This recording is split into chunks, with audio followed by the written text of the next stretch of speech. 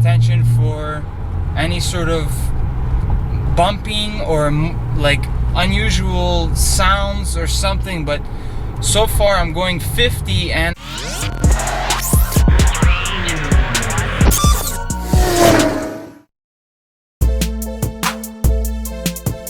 what's up guys, welcome back to the channel, welcome back to another video. Today I'm testing out something so that you guys don't have to go through the trouble that I'm going through.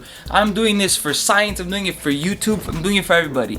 I found on Amazon super cheap spacers. These ones. Okay, I found this on Amazon for $20 or $18 Canadian. So that's probably comes out to, after the conversion rate nowadays, it's like $4 US. So I found these things and I wanted to install them. They're universal spacers, 10 millimeters, because I wanted to push out the wheels just a little bit so it's a bit more flush, the fitment. And I'm kind of excited about them. I got 4 in total. I want to do 10 in the back, 10 in the front. So obviously I have to get spacers. I had to have extended studs. These are 64 millimeter extended studs for BMW. I got them from Mashimarho. The link's gonna be down below if you want them. But this is applicable to any car basically. I'm just doing it for a test purpose to see if it's doable with universal non-hub-centric spacers. Now I'm mid video for another video. I'm actually the Avalon King ceramic coating video number 2 for the brakes and the wheels. The brakes came out really nice. Everything is super shiny, super smooth, as well as the these just look. The wheels came out amazing. I did all 4 of them, and believe me when I say this took 5 hours easily, because I had to go into all the little like areas here, all the corners. I had to go through all the little, and it was long. It was very long. Do I suggest doing this? For me, for instance, it's really annoying getting into all the grooves. So yeah, for sure, especially with ceramic coating from Avalon King, you're gonna get yourself, if you use my code, it's 20, you save yourself 25 bucks if you use code 19. Go check that video out and automatically enter yourself into a giveaway by clicking this video right here. I'm gonna be giving away one of 3 things to one lucky winner, and to follow all of those rules for that giveaway, do everything I said at the beginning of that video. But for today's video, we're installing 10 millimeter spacers on all 4 corners. So let's get into it. Oh yeah.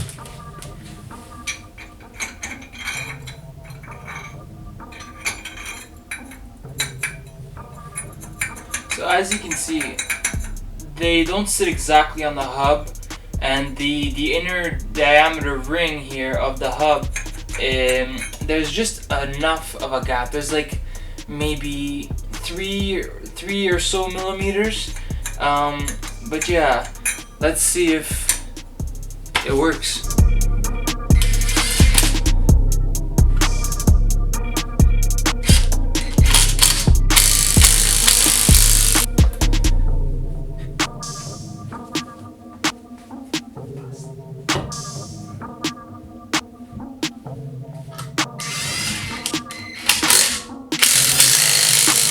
Alright, so all 4 corners are done. They're all up.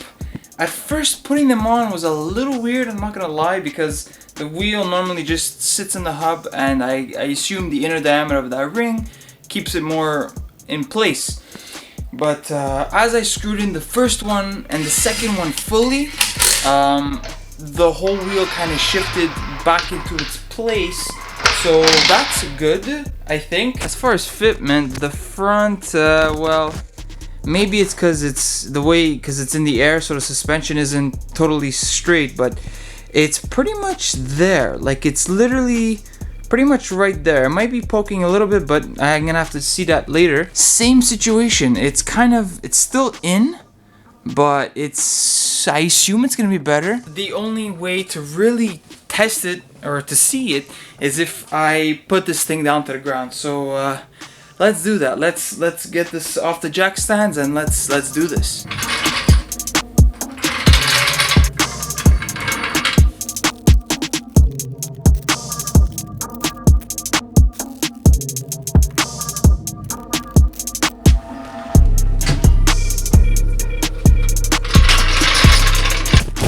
Alright, well, so far fitment looks pretty good. I didn't want flush fitment, I wanted just a little bit more, and that makes me happy. It's like right there. I'm happy with that. Let's see the front. Also, the suspension still needs to settle, so let's see here.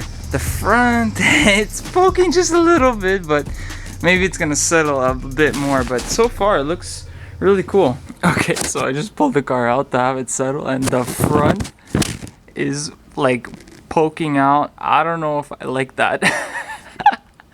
it's like a lot.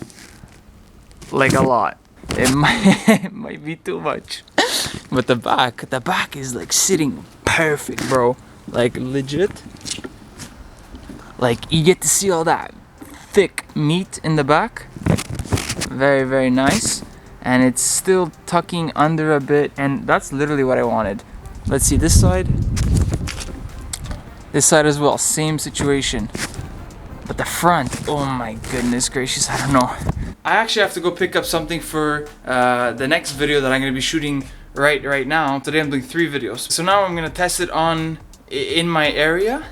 Then I'm going to have to even go on the highway. So I'm going to see if there's any rattling or anything, because I know a lot of people complain about the rattling, or that it doesn't sit properly in the whole wheel and the car kind of hops around. But anyways, let's go on a drive.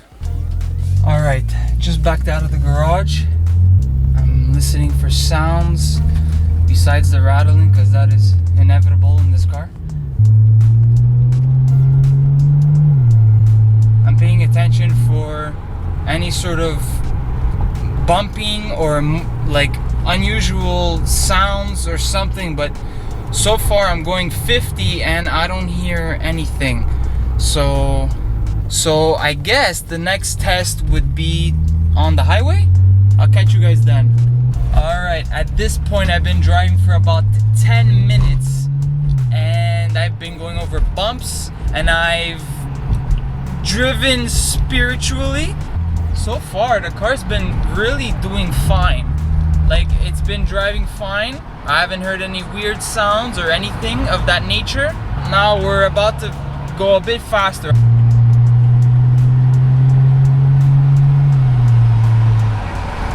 No weird bumping, no jumping, no jolting of any kind. So far it's pretty good, actually. Is that enough to mid-bust? I think. It drives normally, I guess. I don't know. Much later. I've been driving for a while now, and I've been really putting these spacers to the test. And honestly, oh, that was a weird sound. No, like they feel fine. Like they really do. I don't have any. Shut up. I don't have anything to complain about. I don't have any. Holy. I don't have anything to complain about. I don't have any weird sounds.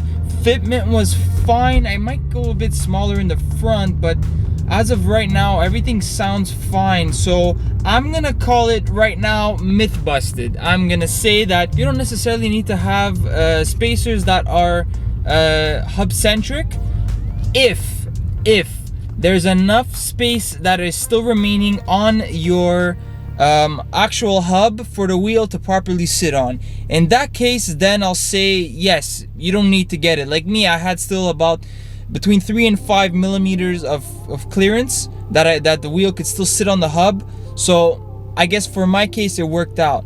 You have to check your case if the same situation could work, because I would understand then why it wouldn't work. So can you run non-hub-centric spacers on your car?